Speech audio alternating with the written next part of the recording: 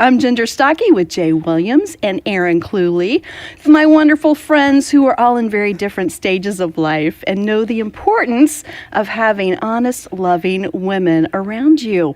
When we need a little extra help, we call up Miss Joyce and we just ask her, because sometimes you need to talk about life with your girlfriends. So consider yourself one of us now, and let's talk it out. Welcome, ladies. Hey, ladies. Season 2. Season 2. We have missed made you. it. Oh man, missed you guys. I've missed you all. Yeah, it's been a long time. It feels like. It does. You know, and it's not like we usually only see each other when we're here doing the podcast. Yeah. Right. But we've just all been in such busy seasons of life. It's been hard to get together. It has. Yeah, I really have missed being around you ladies. So Yeah. I'm glad to be back. You realize how much you need your girlfriends when you don't have them. It's Yeah. true. I needed you guys. I did too. I need you all so much. And we're going to call Joyce today, too. Yes, her too. We need her. Who We does do. need Joyce? Yeah. We all need her.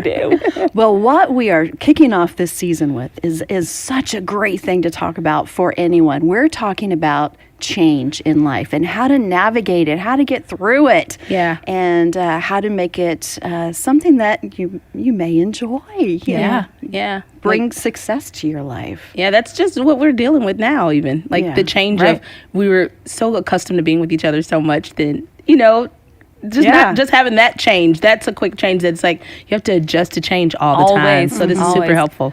So what we are doing is we have been going through Joyce's resource, which is just full of what the word says about change. And it's called How to Survive Change. And you can get it digitally. So, in fact, right now, just hit that pause button.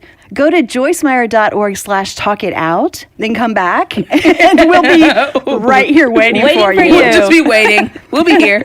Silently. Which we can never do. Not at all. So anyway, we're going to talk about change in our lives and how important it is and how it can be kind of scary. And everyone is so different when it comes to change. Yeah. Some people love it. Some I love people, it. I do too. I love it so much. Like, some people hate it, and I wish you could see Jay's face. Because I don't really have lots of choices about change, but if I had a choice, I probably wouldn't change very often. Really? Yeah, I'm not a big... You just stay as... I mean, I like growth, but growth is different from change. Like, Yeah, you're right. It's different. Like, I love to grow, but like change, ugh. I don't understand. We'll get into it. I'll hear about that. Might need some healing with that. Don't you think that's very common? I mean, Yeah. change is hard. It is. Yeah. And especially if it is not a change that you initiate, that's when it's much more difficult, when the change wasn't your idea and you have to go along with it. Yeah, and you know what? I think I used to love change, but I used to be a person that would kind of like fantasize what the change would really be. And sometimes I think it was more of the disappointment of that change not living up to the change that I thought it was going to be. So it's a deeper rooted thing there. I'm like, ugh. So I sometimes approach situations, even today, that I'm like a little apprehensive because it's like, I don't even want to think it's going to be anything because I don't feel like being disappointed. Almost like your expectations aren't usually met the way you think. Exactly. So better just to not. Yeah. That makes sense. So change hasn't always been a great thing for me. Yeah. Well, change can definitely be scary, but like you said, it is going to happen. It is inevitable. So let's hear what Joyce has to say about facing life's changes, and then we'll talk it out. Change is a sign that we're alive. It's a sign that we're growing. We're born for change. We get bored with sameness. Listen, I'm content, but I am not satisfied to the point where I never want to see any change. Change is refreshing. We even just changed some of the way that we're doing some of the media presentation in the meeting. Some of it we just stuck in a different place just to shake it up a little bit. And I'm over there Thursday night going, what? See? Here's a statement that I want you to get a hold of. Change can be initially frightening, but eventually refreshing.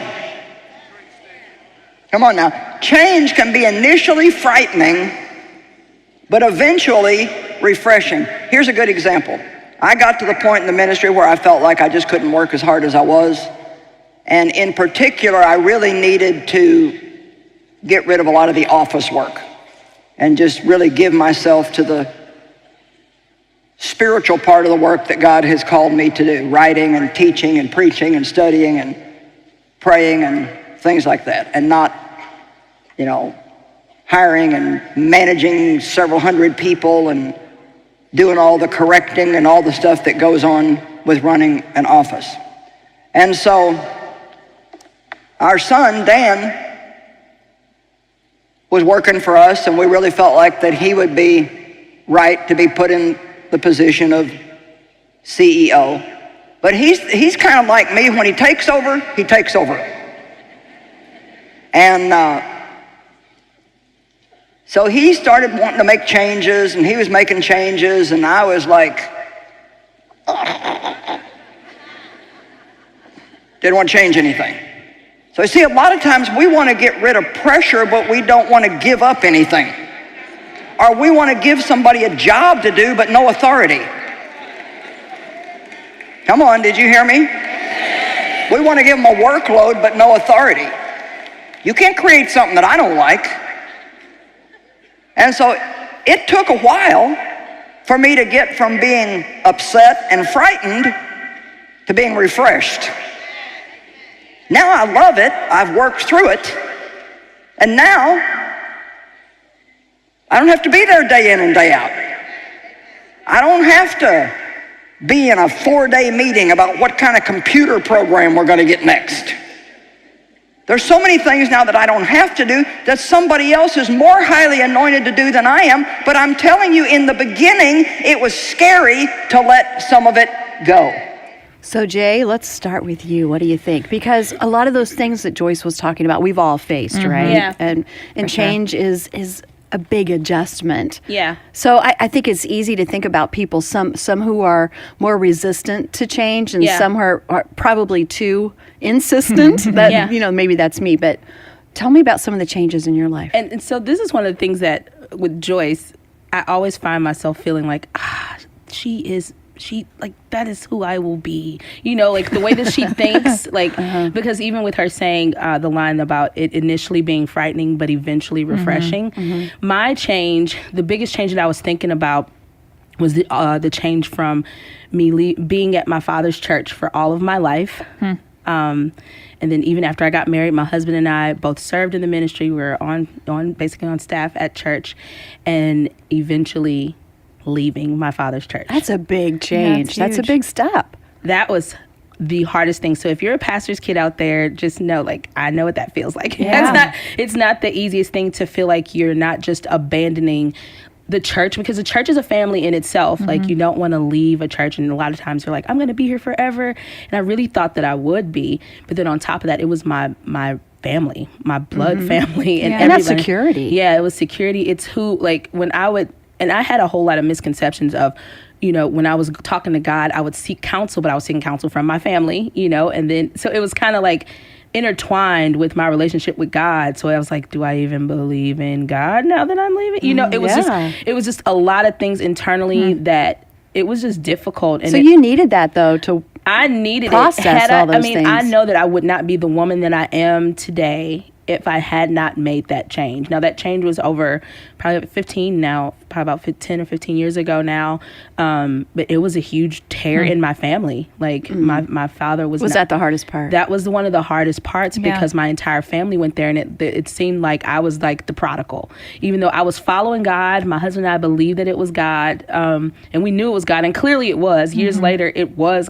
We look back and say, oh, it was God. But initially frightening, but eventually, refreshing. That's such a great point, because I think of all of those friends who are listening right now who have made a change, but other people don't see it or agree with it or think they should have made that change. Yeah. So how would you encourage them to I mean, Keep going. Like, seriously, it's kind of cliche to hear this, but trust God. Trust that knowing. Trust that peace. Yeah, that's because huge. literally, I felt like even during it, I knew that I had listened to God. I knew it was God that told me to do it, but I felt like I was disobeying God because that's what everybody was saying around me. And so I was torn between what people that I love said versus what God said. You have to just stand on what you know. That's why it's Yeah. important for you to have a personal relationship with the Lord for yourself so that you can listen to God. And that time was hard for me because I didn't have the comfort zone of talking to my family. I didn't have the comfort zone of just calling my mom and my dad. Like, I had to really glean. And I felt abandoned. I felt alone. I felt isolated. But I did have that peace of God. Your relationship with the Lord supersedes any natural relationship. That's the one thing that doesn't change, isn't it? It doesn't change. Yeah. And even now looking back, I can almost confidently say that my mom's probably listening to this podcast now, you know, and she looks back and she's like, I'm so proud of you for making that choice. I'm so proud. That's I mean, really it cool. was hard for years. It was difficult. But it was just detrimental almost. But I mean, God has really shown himself strong Yeah. and proven himself to me through that. I think that's one of the hardest things is when you know it's God that's told you to make the change. So you guys chose that, but yet you face opposition. And so you kind of expect that if God's going to ask me to do something, it's going to be easy because he asked me to do it. And so often that's silly. that is not the case. And maybe that's why I don't I like wish change it very was much. that way. Because Yeah. I was like, oh, this is a great idea. Because honestly, my initial thing that got me out was an opportunity to tour, you know, and I knew that I wasn't going to be able to be at church all the time. And I was just like, I think this is the season where we need to step down Yeah. and follow God and do it. And it was like, oh, this is going to be awesome. I'm going to tour the world and be a musician. It's going to be fantastic. It was a Christian band too. But yeah, it wasn't.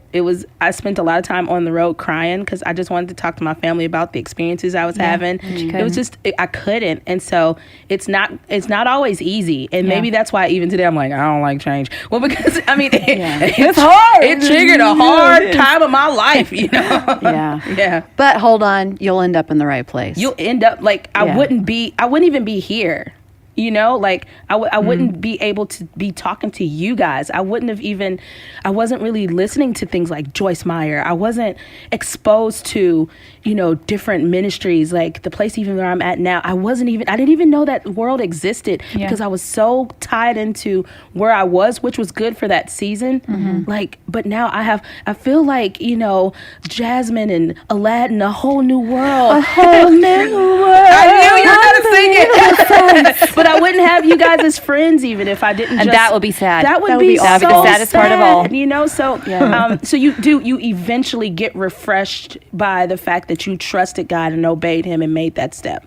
You got to be able to, which is super hard in the moment, but be able to like pull yourself out to get like a higher perspective that this is it is this really is hard. hard right now. But if I know that God told me this, then something good is coming in this season of change. But Yeah. Tell us about one of your seasons of change. mine is like Jay, and we did the same kind of thing. We were here in St. Louis, and my husband and I were both part of Joyce Meyer Ministries working, and we knew that God called us to go back home to Oklahoma. And it ripped out my heart. Did at the telling time. Ginger I It was leaving was the terrible. hardest thing I've ever done. How did you do that to Ginger? I don't know. It's all about me. I could cry now thinking about that moment telling her. But we knew God called us, and so we did it. So I had that peace knowing that God was in it. But we left, and it was one of the hardest seasons that we've ever walked through. And I went from this place where I loved the work that I was doing, and I worked with lots of people, and I was busy, and it was a good place, to now we were home, and I was working from home. I was by myself all the time at home. Then I would travel, and the traveling part was wonderful, but then I was by myself a lot on the road. And As part of your job. As part of my job. Yes. I didn't just leave by myself to take trips alone. I was working. I gotta get out of here. I just got to drive. Peace. Sometimes. No, so I was traveling for work, but I was alone a lot. And as I discovered as an extrovert, I couldn't handle it. And so I was almost to a feeling of depression just because it was so hard. But I kept reminding myself, Aaron, you know God called you to this. So there's something in here that he's doing. I don't see it. But I knew there was something in it. So we just hung through, and it ended up being a really good season for my husband and I. And looking back, we then have since come back to St. Louis. I came back to Ginger. I couldn't stay away. She's like a magnet. Sucked me back in. Sound of Kind of. If I go too far away from her in the building, I just sort of get a draw back to her.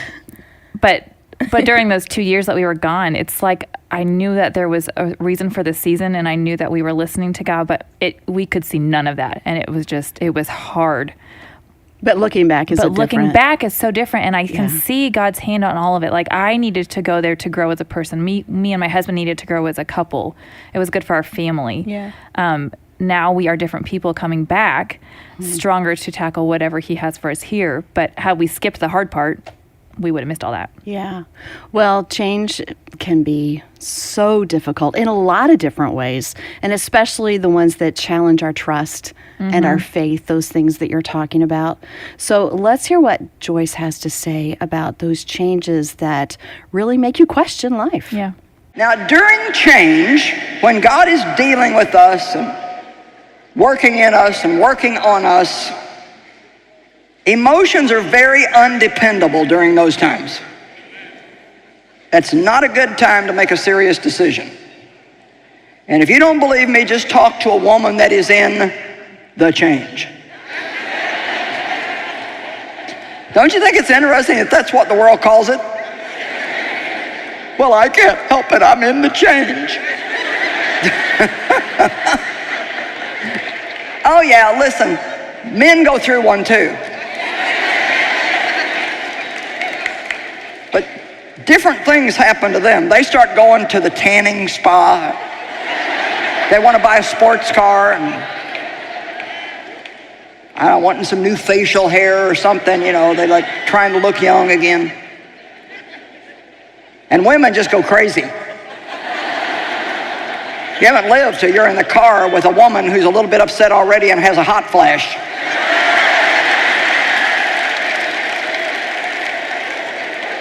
At night, I'm throwing the covers off, and Dave's trying to keep them on, and I'm rolling down the windows, and he's turning the heat up. Because change is something we need and want, but it's not always easy. For one thing, we want change because we're not fully satisfied with what we've got. We want something new, but we don't want to give this up, because whatever we're going to have, we don't know what that is yet. And the thing about God that is so aggravatingly interesting is that he won't show us what the next thing is normally until we let go of this thing and take a chance on having nothing. That's what it means to fully depend on God. Amen. So when you talk about fully depending on God, it's that trust thing. And so, you know, I've been looking up scriptures about trust, because we're in one of probably the biggest changes of life maybe that I've ever seen. It's just been a year of change for our family. Yeah. In fact, this very week, our baby daughter is she's finishing up her classes for her doctorate, and she's moving across the country and joining the Navy. Yeah. And it's just, first of all, she's so far away, I can't reach her. And, you know, we're getting ready to drive across country with her. And, of course, this year we had our first grandbaby, and as wonderful it is, and it is, she's so awesome. She really is. I saw your Insta Precious. stories. She's very, very Thank cute. you. But it's still, it's change, and change is hard for everyone in the family. It's just an adjustment. And then I got to be real with you guys, what Joyce was talking about, the change. Okay. She's talking truth, Ginger. I know. Should I break out there's the fan? usually a fan on me. I know you girls don't understand yet, so I want to impart these things to Give you us all so your that you're wisdom. not surprised. And I know that some of my girlfriends out there listening are like, oh yeah, I know exactly what you're talking about. But anyway, so it is not a pleasant thing. It's just not. And I have been a cold person all my life, not emotionally. I'm very warm. Your heart is not dark. I'm not cold. cold-hearted, but maybe cold-blooded, because I'm usually cold, and I still am. But then all of a sudden, like literally in an instant, I'll be so hot that I don't know what happened. Yeah. And so you're cuddling under the blanket watching TV, and you're so happy and cozy, and then you're throwing everything off, and Tim, my husband, is like, "What's going on?" And he understands now, but because he doesn't like change at all, so we have to balance each other out there a lot. But like today. Sorry, it makes me laugh. Today I wore a jumpsuit. Okay. Okay. So Nothing let's good be happens in a real. jumpsuit. Talking about wearing a jumpsuit when you've had a couple children, okay, and you're getting older, you have to plan a good half hour ahead to go to the ladies' room. If I'm going to go to the little girls' room in a jumpsuit, I need some time to That's why prepare. you even said you needed 20 minutes. I was like, what's she going to do in there? Because it takes a while, and your body responds differently when you're going through. It does. Because for some reason, when you walk into the bathroom, your body sees the toilet and thinks it's time to go. It's okay. Let it go. No, body, you have to wait until I am prepared with the jumpsuit. It's a process. I went to a trampoline park. I'm not in the change, but I've had babies. You understand? I went recently and I was jumping. I thought, oh my gosh, I have to stop right now. I will pee all over this right now. So I just got off really fast. And then people are like, what happened to Aaron? Have y'all seen the memes though, real quick? Like the Instagram memes, like when you're wearing like a jumpsuit and you have to go to the bathroom, you're just sitting there like, oh. They're so true. Kegel. You feel so good. So you gotta pee. It's all cute until it gets real in the bathroom. So as much as I love change, I'm not loving this one. But if I think about being a leader and being a creative, change is part of what sparks creativity. It keeps things fresh. Yeah. And I love to think about change as an adventure. So there's always all that. But you have to be really aware of other people around you, because as a leader, too much change, which I can very easily do, makes people feel unstable. Yeah. So how can we help the people who are leading, our families, the people in our church, not to feel like they're constantly teetering because they don't know what's going on? Yeah, I've learned that so much from you, because at work, I love to problem solve, and I just love to get in there and what can we do and fix it. And so I want to get her done right now. Like if we see a problem, let's just take care of it and move on. But you, Ginger, are so good at taking a pause and a breath and just thinking before you act too quickly to make sure that it's the right time. And I really appreciate that, because that's not easy to do for those of us who like change. Well, and it's because I've done it wrong a whole lot of times. You Yeah, learn it's through true. those things. And like I said earlier, I'm not a huge fan of change, but every job that I've gotten, I've been kind of assigned as like a change agent to an extent, and it's never been. It's interesting. And that could also, as I'm thinking through and talking through it with you guys, it's like maybe that's why I'm always kind of like, because when you're a change, wherever you go. yeah, when you're a change agent and you're coming in when things are in transition all the time, it's not always comfortable. It's typically not very comfortable. But what I can say about the current transition I'm in now, I learned from you, Ginger, is like before I went to this job, she gave me this like tips on what to do, and that has helped me approach this change, which hasn't been easy to say the least. They rarely are. I mean, it has been very, very difficult, but my attitude towards it has been so different in this season, and it's primarily because of the friendships that I have with Aaron. You're so optimistic and bubbly all the time, and then Ginger, you have such a deep wisdom about you that you're just like, try these steps when you go into this next season, and it's allowed me to look at it and change my attitude towards it to have more of an optimistic perspective. I've always been effective in the areas I've been in, but I feel like in this season, I feel better about the change, even though it still seems like craziness is going around, because in transition, it's never usually comfortable. But the way my attitude is towards it, because of like the tips you've given me, and I'd suggested anyone listening, just write down before you go into a change, if you know a change is coming, write down some things that maybe you can do that can help shift your attitude towards it. So have you an can action plan. Have an action plan so you can... And pray a whole lot. Yeah. Exactly. And trust. Talking about change, Joyce has been through a lot in a lot of different arenas. So let's give her a call. Yeah. And I'll miss see her too. what I else she know. has to say about this. Hello. Hey, Joyce, how are you? Good, you caught me with something in my mouth. Real life with Joyce. I thought, now, if I take this bite of this, they're going to call me. And we've been waiting for the most opportune moment. I was more worried about your nails being wet. Are you okay holding the phone? Oh, yeah. Okay, good. The nails have dried. She was at the nail Nails salon. are dried. Food is swallowed. She is ready to go. Ready to go. Let's talk it out. Ready to go. We've been talking about change, and you were sharing a little bit about some of the changes that you've experienced in life, and Aaron has a question for you. I do, Joyce. Okay. You've been through so many changes, and you talked about how you've had to transition even in your own ministry. You started the whole thing and you had control over everything, but as you've gone, you've seen you've had to let go of some areas because you can't do it all. So how have you done that, just to let go of control and trust other people and see that change happen? Well, I'll probably do it better now than I did in the beginning. I think.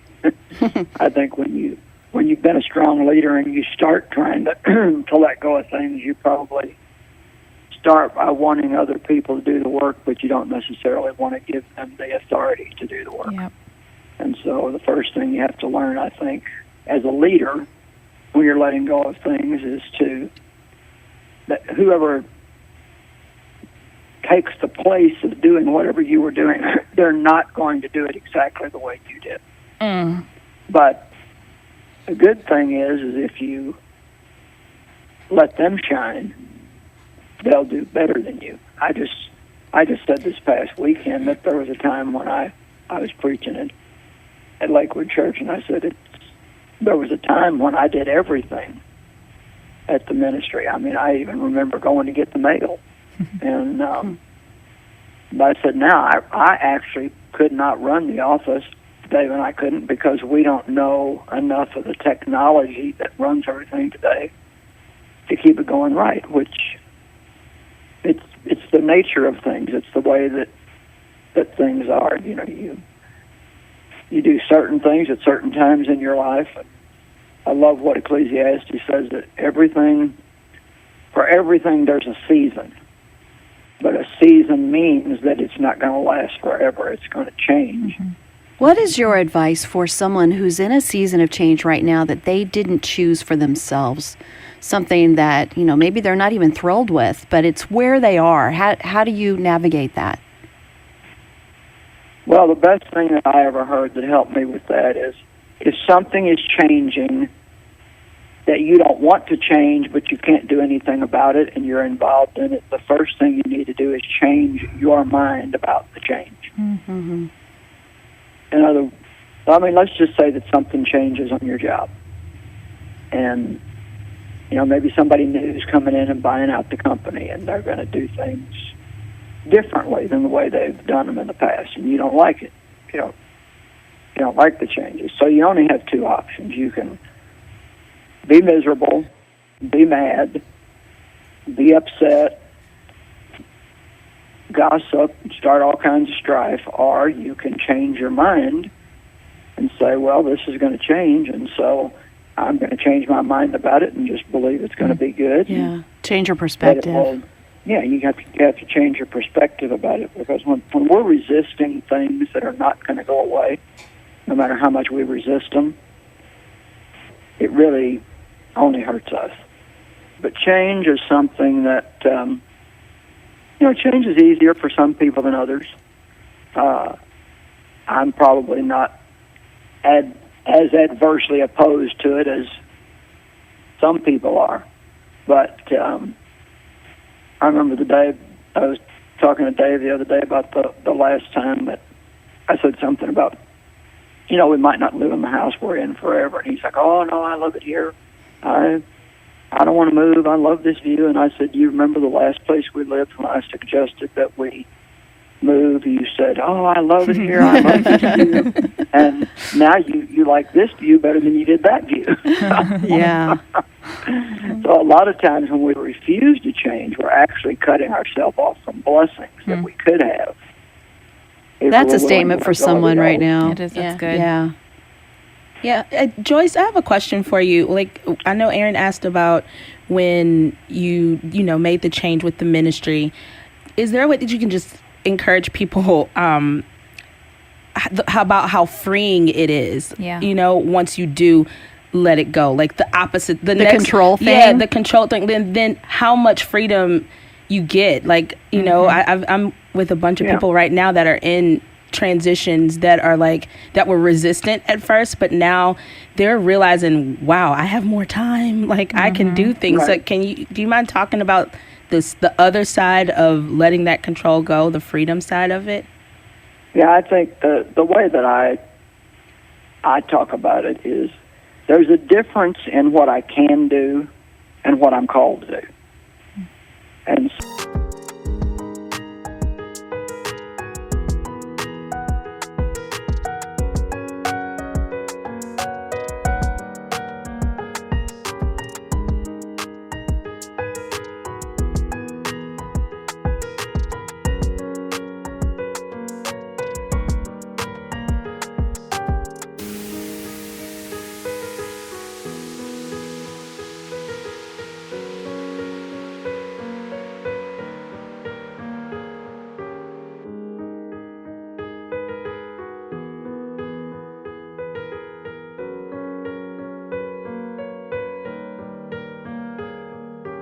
so I can do a lot of things. I could come up to the ministry headquarters every day, and I could do all kinds of things. And a lot of them would be things that people might think, yeah, we love that you're doing that.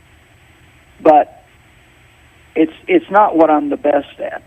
And when we started out in the ministry, we had to do everything, whether we liked it or not, whether we were that great at it or not. I mean, it was just me and Dave, and that's how we started. But now I'm at a point, and it's happened gradually over a long period of time. We handled everything for probably the first 20, 25 years. And but now I'm able to give myself to what I'm absolutely gifted for and the best at. And so that's communication, whether it be verbally or in writing. So I give myself now to study and prayer and writing and doing my television and doing things like this, which I'm still communicating. and it is freeing. I was just thinking today about how nice it is to actually have time to have a day where I don't have to work every single day, where it's okay to just rest and be quiet and sit and think. And I think hopefully, some of the best creativity will come out of me in the next few years because I'm not busy doing things that I can do, but things that I'm not really called to do. That's awesome. That's really good. And if you hadn't been willing to make that change, you wouldn't have those benefits now. Right. So, yeah, and some of them I made them easier than others.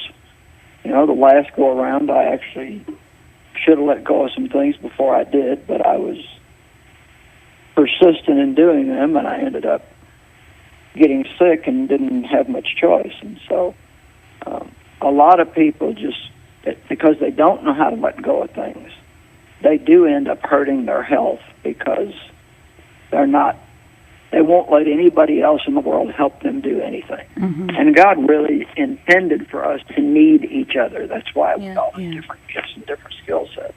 right. And I think pride a lot of times keeps people from wanting to let go of something. Yeah, They're that's afraid really somebody true. else- Totally agree. They're afraid somebody else might be better at it than them, or they're afraid somebody else will get a little attention or a little bit of the credit that they used to have. And to hear again, I guess you can either just live worn out, stressed out all the time, or you can be willing to let that happen. Yeah. Well, thank you, Joyce. We appreciate it very much. We you're need welcome. that wisdom. That was good. Yeah, so good. All I'll right, go back to my eating. Yeah, go finish. Go finish whatever you're munching on. Hey Joyce, Thank you. what color nail polish did you get? Oh, it's. I actually think they may have put the wrong thing on me. Oh, no!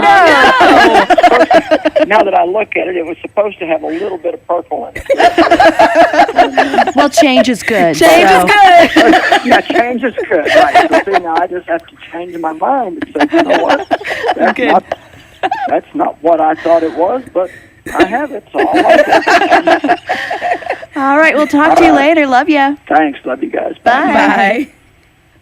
You know, all the things that she was talking about, it just reminds me, because the control thing is definitely an issue for me. Yeah. I mean, it's just hard. It's real. But it's all an illusion anyway. Control it's never real. It's just an illusion of control. And if we can let go of that, then it really does help change not only go better.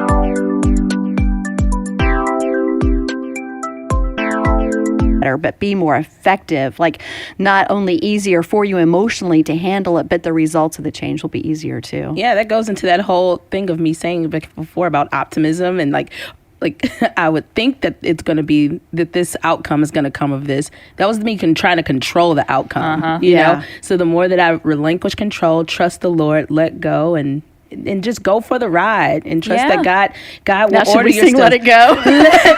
We're just on the ride. Let it go. Let it go. We should stop right there. Everyone's saying cut you out now. change the podcast.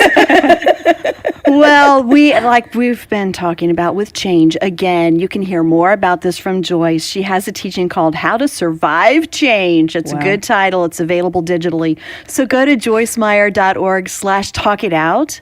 You can get it there. And also, if you want to learn a little bit more about us, listen to other podcasts, you can do it all right there. And we have a great second season coming up for you. I'm so excited. It's so good. We're going to talk about so many fun things. Our next topic is a really big one, and it's one that's really close to Joyce's heart, and I'm sure is going to impact many of you who are listening, and that is healing the soul of a woman.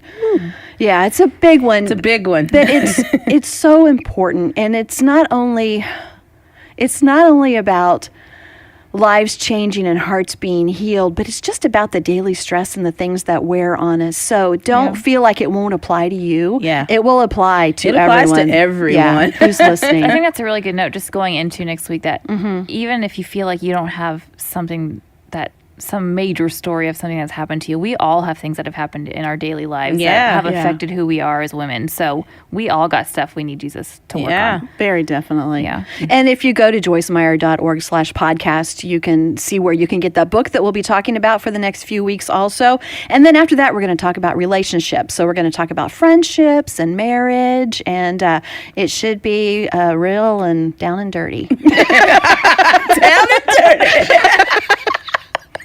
Just like a jumpsuit. Perfect timing, Aaron. Perfect timing. Oh, my goodness.